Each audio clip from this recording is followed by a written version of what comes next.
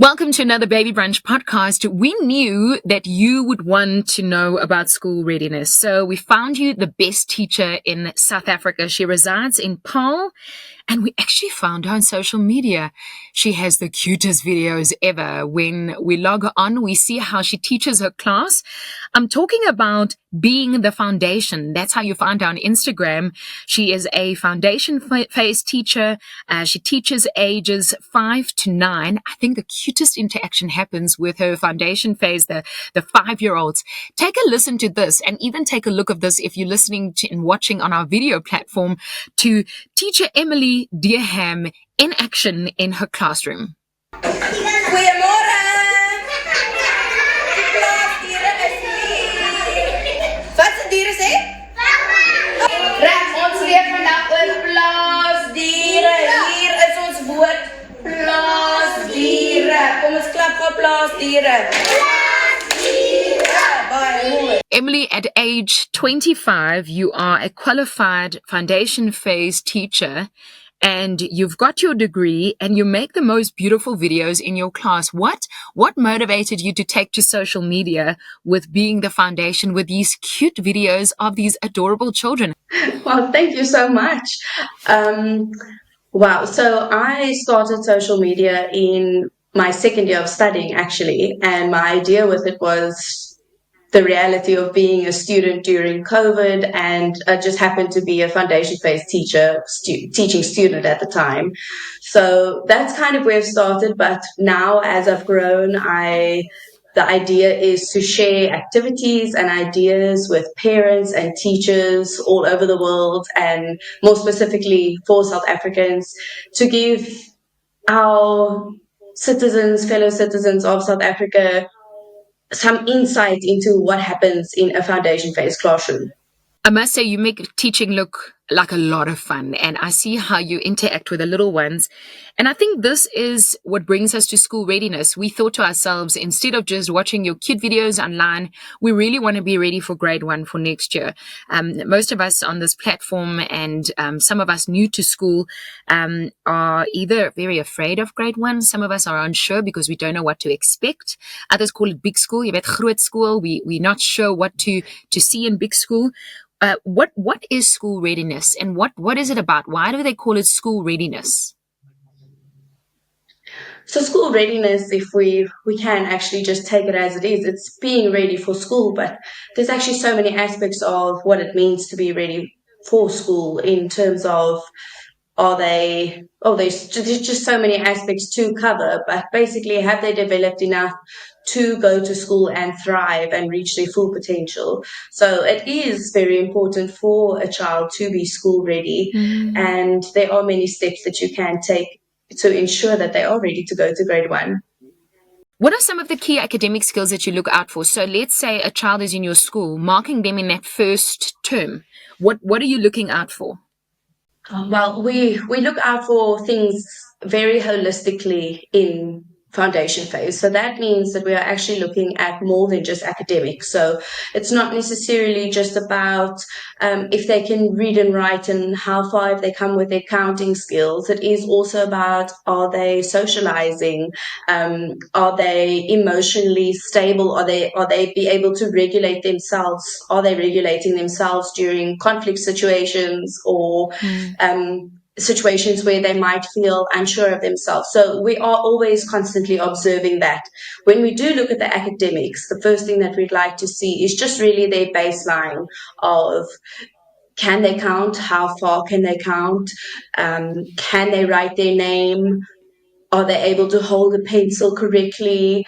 Do they know how to use a scissors without cutting themselves or their clothing? Oh. We look at all those very basic things. We look at things, their social interactions come with a lot of their home language. So that falls under home language, actually.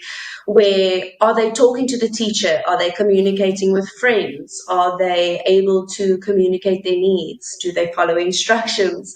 There's a wide range of things that we actually do look at. It's not necessarily always very, very important for them to do things perfectly or have to have mastered certain skills at the very beginning of grade one, because that is why they have come to school. And that's why we call it a baseline, so that we as teachers can see, okay, this is where I need to start, and they know at least something and we can work with that. There's a really big worry to parents, because now you kind of want to at home let them develop some of the skills. Is that advisable? I mean, I'll tell you a little secret. I have had two babies in grade one, and my one is. I've actually had four babies in grade one, but the last one is grade one now, and I in grade R, I had her start reading. So look, it's benefited us this year in grade one. Do we do that? Do we add skills and, help them to land in grade one better? Is that advisable? I would say so, yes. We see that a lot where parents have already started helping with the development, and development actually does start at home. So as a teacher, that makes me very happy to hear, because it actually makes our job just that tiny bit easier. And we always appreciate when parents are so hands-on and interested in their child's education and their learning. So that is definitely something I would encourage. It doesn't necessarily have to be reading per se, but even just telling their own stories or anything basically that will build their self-esteem. Running around it sounds so like, oh, running around, what would that do?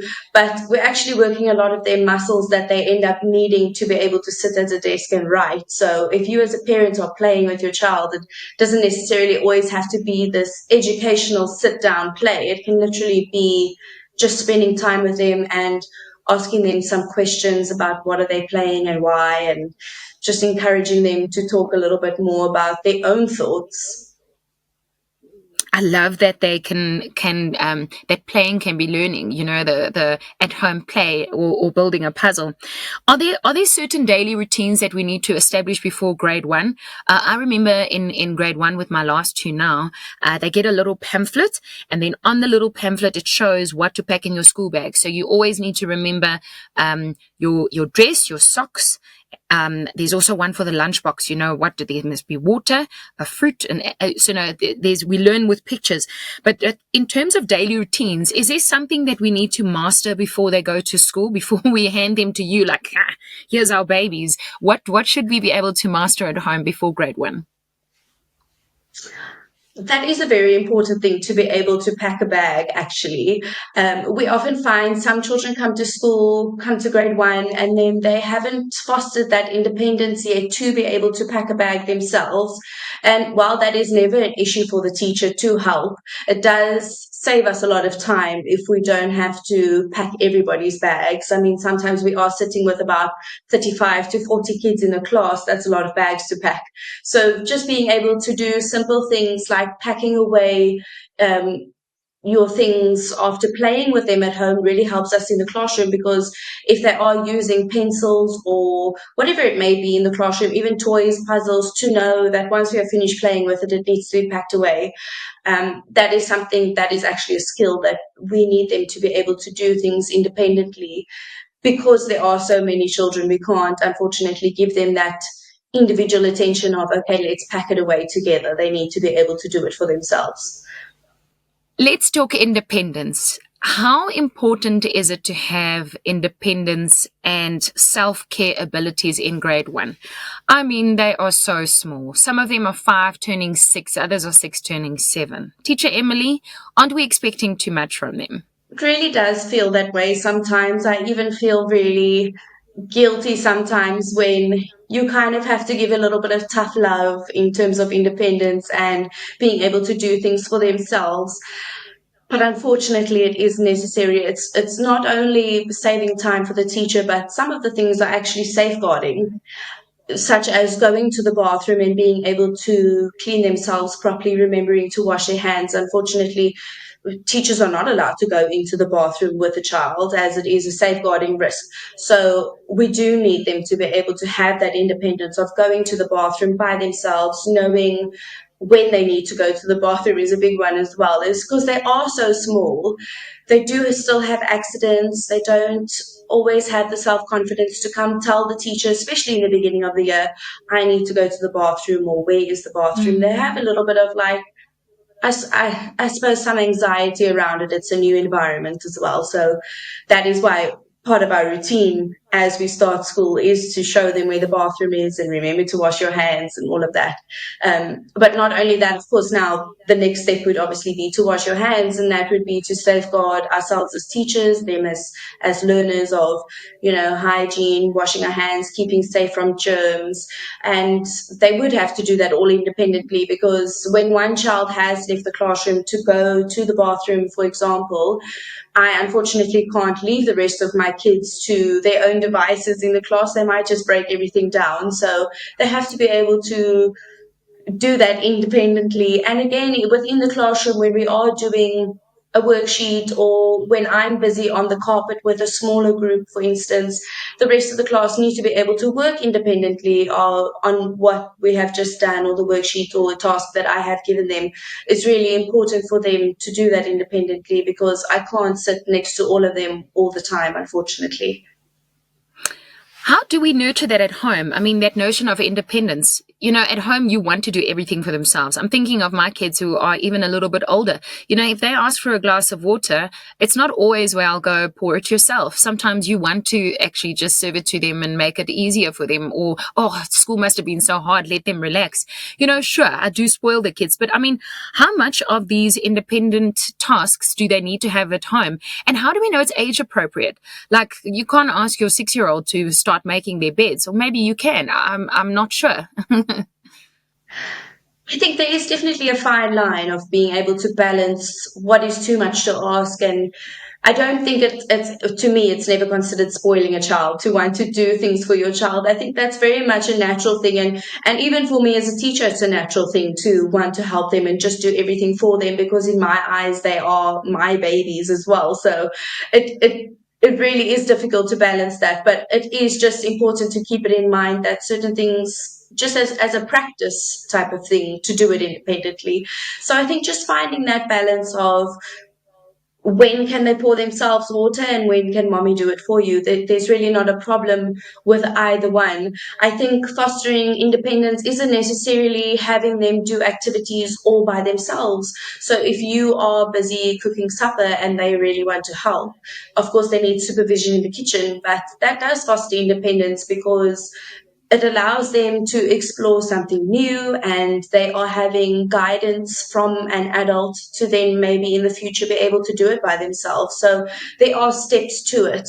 And in the beginning of grade one, we do, I mean, sometimes the older grade teachers are like, by the time they come to us, they're so used to being spoon fed.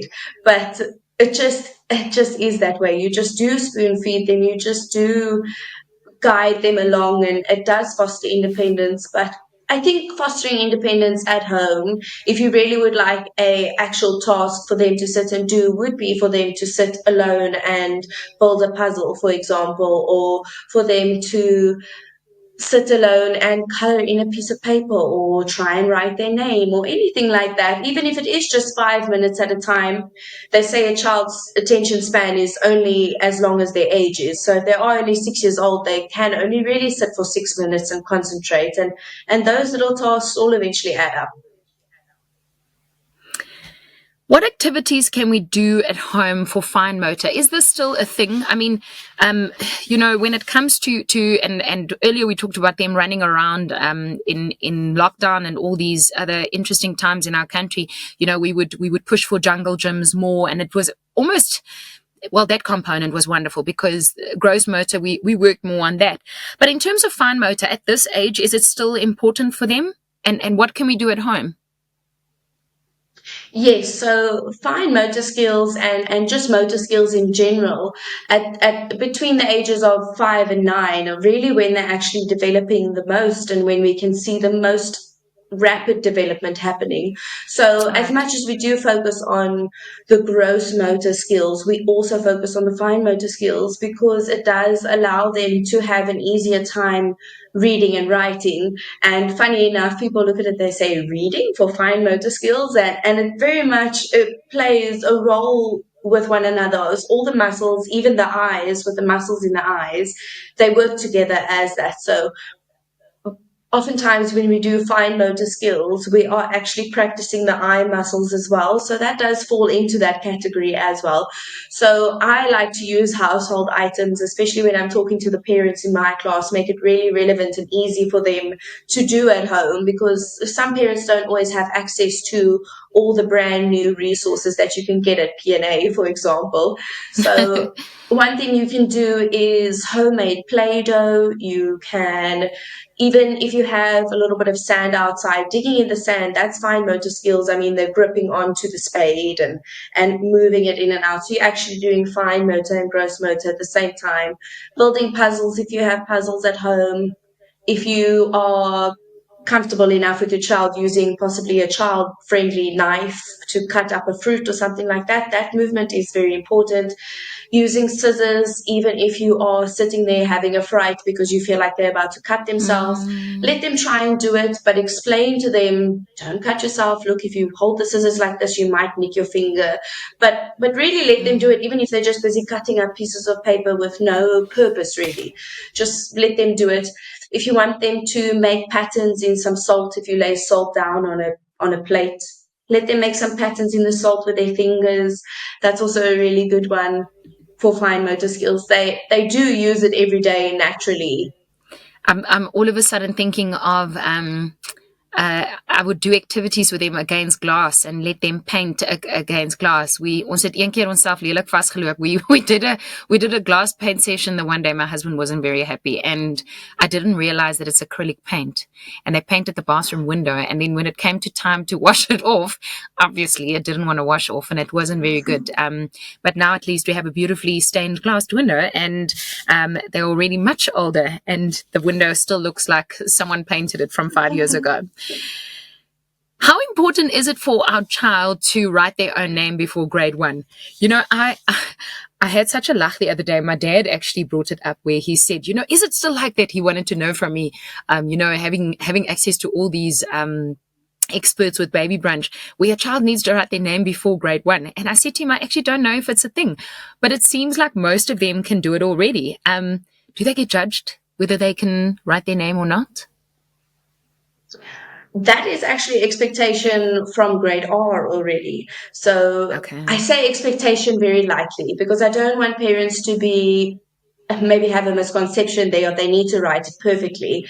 It's not really about that. It's really about being able to identify their work without us having to write every single one's name. And then it gives them the sense of like belonging and just a sense of I know how to do something when I go to school, which is very important as well. And I belong in this class because I can write my name and I can show the teacher that I belong here. It really gives them that sense of like accomplishment and this is my work, being very proud of their work. Me myself, I speak for myself only.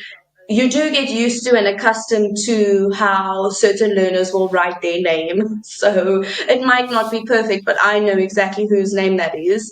But again, it is just about it obviously increases the fine motor skills. It's just a starting point of being able to develop. But again, when I say an expectation in grade R, it's just kind of the gist of the name. And then in grade 1, I wouldn't say necessarily in the baseline of when we first get to school, but at least as long as it's like an identifiable scribble of something that makes it look like a name, that's more or less what we're looking for in the very beginning of grade 1. And then by the end of grade 1, we do expect them to have developed enough to write that with ease. Now, my children have a love for reading. And I must say, it's not my doing. It is totally my husband. He's a bookworm. He's a bookworm. And what he has done from a very young age is to nurture reading with all 4 the kids. And they love books. They love. I have one of my kids. She will cry before bedtime because she wants to read another page and another page. And I saw this recently now with my grade 3, that often parents get into a predicament where they need to now do unprepared reading in the class, and they are scrambling for books or which books to to give their children to read, because it's not something that they love or that they've become accustomed to at home. How do we encourage children to love books? I mean, I don't know if my strategy will work for everyone. In fact, I can assure you that my strategy won't work for everyone. But how do we get children to love reading? That is a very difficult one. It's very much a preference, actually, from person to person, in my opinion. Scientifically, there isn't really a way to force someone to love to read. You'll just find that some children will love to do maths and numbers, and some children will just really love to read. And like you mentioned now with your husband, if he is a bookworm and they are seeing that he's leading by example, so they've just naturally had books access to them, and they've seen their parents read their books, and so that's like, oh, okay, that's something I'd like to do because I'd like to be like daddy, or I'd like to be like mommy. um I do work at a school where unfortunately books are not always readily available because they can be quite expensive, so I do have books within the classroom, and some children absolutely love the books, will read books all day, and then there's other children who are really just not interested at all. So I think what you can do to try and foster the love is really make it very exciting. So what I do for my children who really don't like reading, they're not too interested in the phonics even, is to bring in puppets and to just make it super exciting, that there's just this excitement around, okay, I want to do this again now because that was so much fun. Which you can do at home even as well. Just take a sock and put some googly eyes on there and off you go. So that is definitely something that you can try. And then, of course, how you want to start in the very beginning of grade 1 and even in grade R is having, you don't necessarily as a parent have to read the story. You can have them look at the pictures and tell their own story. So that kind of gives them this love for, I like to tell stories, and you as a parent can sit there and be like, oh my goodness, and what happened next, and really encourage them to talk about the story and make it seem like this is the best story that you have ever heard. My kids have started doing that in my class now, and now they start writing their own books, they're folding papers, and that just is fostering this love for reading, and because they're seeing, oh, but this child is getting praised for making a book or for reading a book or telling me a story, I want to do that, so now I'm going to get involved. So they do learn from each other as well. I love the storytelling idea and creating a story so that a mom can tell them or dad can tell them or whoever can tell them that this is the best story that they've ever heard. There's also a lot of, for those of you that have access to this, I remember one of the gifts that one of my kids got as a birthday gift was, there were a few cards, and you could probably draw them or just take a magazine and cut out pictures and then tell them to tell you a story and to make up the story. It became good fun in our home, telling these stories from just pictures, because at that age, they don't read all these big words. Do we introduce, I'm thinking of with my first one, you realize they're going to school and all of a sudden everything must be counted, oh, let's take the chicken out. 1, 2, 3, eventually they're like, can you please stop? Everything doesn't have to be school. Like, how engaged must we be? Must we show them that everything is related to school? Is it that important? Do we introduce maths concepts at home in an engaging way, or do we leave it for the teacher? I think again there is definitely a fine balance between that, and now because in from grade 1 they will also start getting homework, so they are already bringing school home with them. So from grade 1, I wouldn't say it's really of utmost necessity to always be counting and to always be engaging and to always be asking, what color is this, what sound does this start with? I think they just need a break sometimes. They just also need to play and relax and just realize that real life also does carry on without having everything being related to school. I think if they are interested to know, what is this word start with, or how can I break this word up, or how many pieces of chicken are there in this pack, then of course encourage it, count it with them, but only if they are really showing interest in that. I think there is just time and place for all of that. I would say if you have a child who is maybe even pre-grade R, who hasn't gone to grade R yet, then maybe there are some instances where you can do a bit more counting because they are still getting used to it. But I think most children, by the time they get to grade 1, can count to 10 quite easily. So it wouldn't really be necessary to bring it into all of their daily life all the time. The next two questions are directed to the teacher. And so I want to know, how much of what teacher says do we take to heart? You know, it's that dreaded first meeting of having to sit in the little chair because they're now going to give you feedback on how your child is doing. Do we believe everything they say? Because, you know, I enjoy some teachers more than others, and I have enjoyed some feedback more than others. How much of it do we listen to? And what if it sounds completely unrealistic or unbelievable? My child would never be that unstable. And emotionally, she definitely regulates herself better. She doesn't have these outbursts, you know. How much of teachers' feedback do we take to heart and in consideration? Well, coming from a teacher's perspective, or for me personally, I never lie. I'd like to believe that most teachers don't. So when we are giving feedback, it should be constructive. If it's not constructive, then we are not being professional in what we are currently doing. But I think sometimes it can be so shocking to hear what the teacher has to say, but because the child is in a completely different environment at school than what they are at home, and you need to keep into consideration that they are competing for the teacher's attention because there are 35 of them. At home, there might only be 2 other siblings, for example, where they don't have to compete so much. Where maybe emotionally they are struggling to regulate themselves within a bigger group. I do believe as the teacher, though, we should be communicating with parents who we are really concerned about their child continuously. If there is a really great concern, to be continuously once every week or once every 2 weeks saying, look, they had a great week this week, or oh, we had a little incident here, there. Really having that open communication. I know from a teacher's perspective, sometimes talking to parents is just as daunting as parents talking to us. I think we're all sitting there scared in the meetings. But just that open and healthy communication between the teacher and the parent. It's a difficult thing to balance, but it's definitely necessary. If you know, though, I must preface this by saying, if you know your child is really not like that, you really do know your child better than what the teacher does, I wouldn't take everything to heart. When my sister, for example, was in grade R, her teacher said, oh, well, she can't count, she doesn't know her colors. And my mom was like, no, I'm pretty sure she does, because she definitely does. And when my mom went home and asked my sister why didn't you tell the teacher what the colors were? And she said, oh, I didn't feel like it.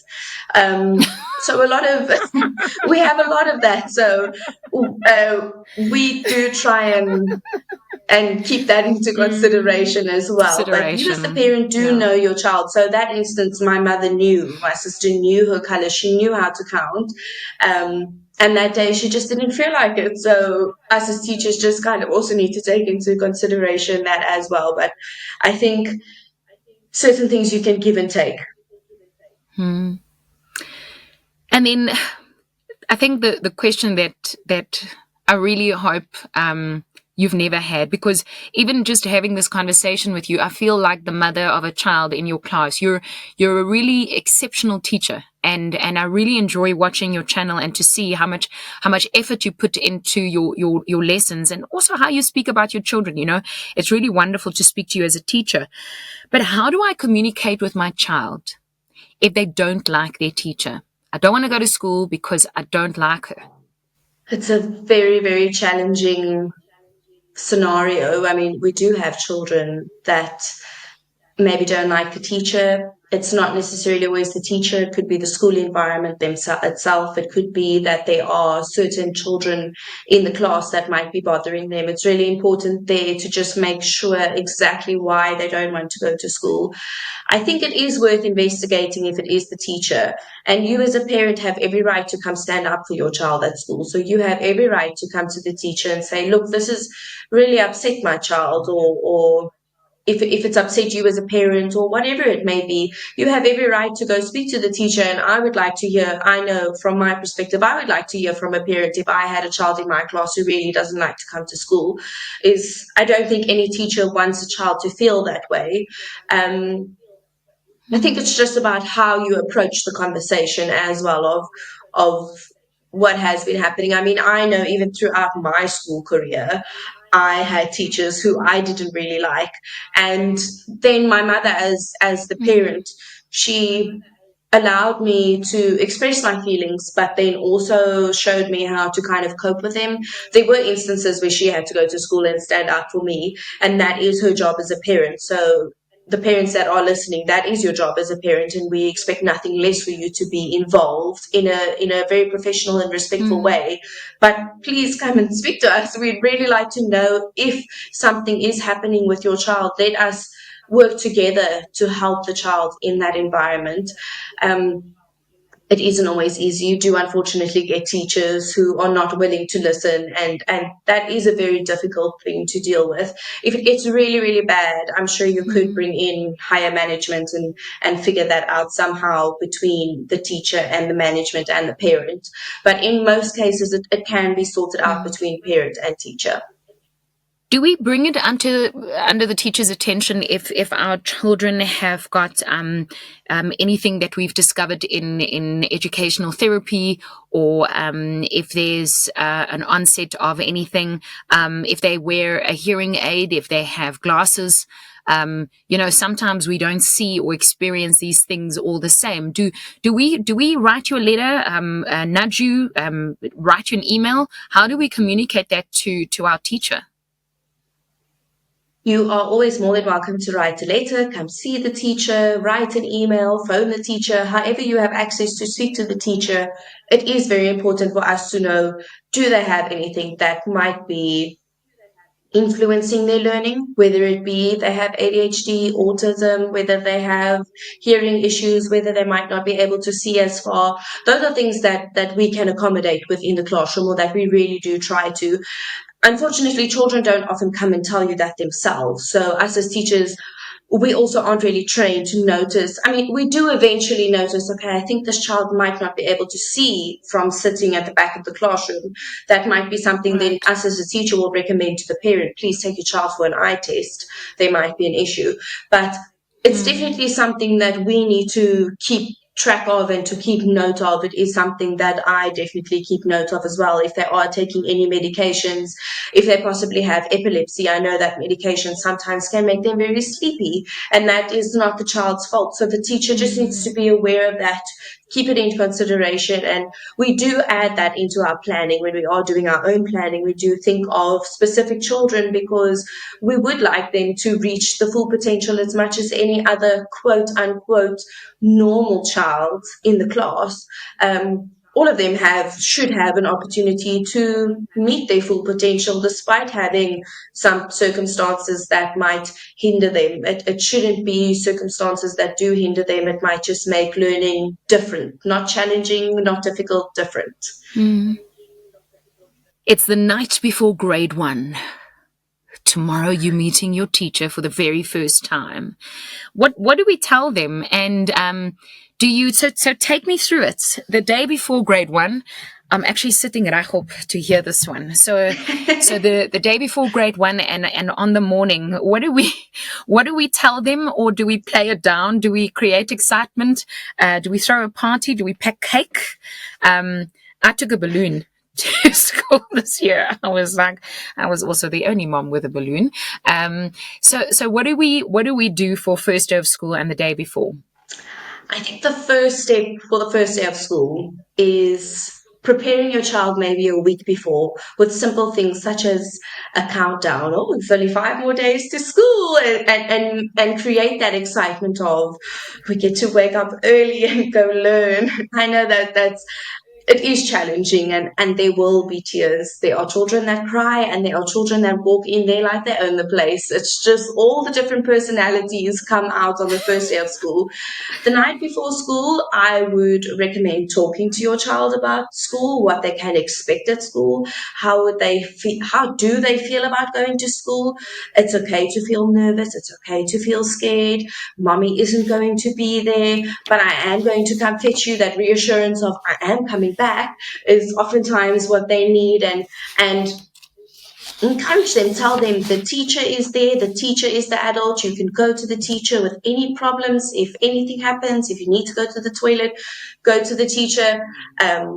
Just really explain to them that everything that they are feeling and everything that they are thinking is completely normal, and that they can feel the way that they do. And even for me personally, if there are children that come in crying, you know what? That's normal. I felt like crying this morning too. So that's completely fine. And then us as teachers just take the time to reassure them that they are safe here, and that mommy is coming back soon.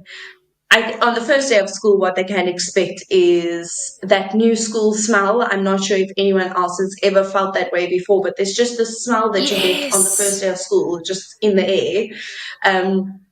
But then Correct. Yeah. also you get it, yeah, you get your own chair at school, and your name is on the table, and Wow. like that's very exciting, and you get to show them that. I'm not sure if all the schools do it like this, but we do it like where they have a chair bag, and this is where you put all your belongings, and that is always very exciting. And on the first day of school, they really will just be orientated to the classroom and to the routine that we are going to start building for the rest of the year as well. So there's a lot of emotions and a lot of singing and dancing, but to build up the excitement and to just be open and honest about whatever you're feeling is probably the best way to go for the first day of school. There's a teacher at the beginning of this year. She said something valuable, and I never thought of it this way. She said to us in the parent teacher meeting, she said, I don't believe everything your child says about you to me. So don't believe everything your child says about me to you. And so, there's a lot of the time we walk into schools, and as parents, we're entitled, because we are dropping off our most precious and our precious possessions to you. But I have to ask, as a parent, what can we do for you, Emily, as a teacher? What's the one thing that you wish parents would offer you, or if you were asked, what can we do for you? I think understanding. There's Because like you say, it's oftentimes only one of your children who are currently in my class. So it isn't your whole family, and those are your most precious possessions. You grew them with your body. Like that is something incredible, and we do value that. But also understanding that we are working with everybody's precious cargo, and that we are also just trying our best to manage, as well as understanding that we have our own families at home as well who need us. And so we need that understanding of teachers have bad days, and teachers have emotions too, and we aren't always just these happy-go-lucky people as life happens for us as well. So just that understanding, and with the understanding comes that open communication and healthy communication between the parent and the teacher, to be able to just be on the same page at all times, and not have all of these things swept under the rug, or just trying to let it like float off you. Like address issues if there are issues, and if there is something that you would like to praise the teacher for, to thank the teacher for, please do that. It's oftentimes not a Yes. very it's a very thankless job, so we don't often get the thanks that we do deserve. So just anything like that, we always welcome as well. It feels so good. Well, then in this case, we dedicate this entire podcast to every educator and everyone that is helping us raise our children, because you know what? Your job is so important. Without you, Me as a stepmom would never have survived grade 1 to second year. My one baby's second year varsity. The other one is matric this year. He's doing a fine job. I've got a grade 1 and I've got a grade 3. And because of our teachers, they are thriving. So a big thanks to you as well. Emily Dearham, you can find her incredible. She is one of the best teachers. She is so sweet. At Being the Foundation. Being the Foundation. So you have to go follow her on social media. And Emily, I can't wait to count down to grade 1 because tag you're it. Yeah.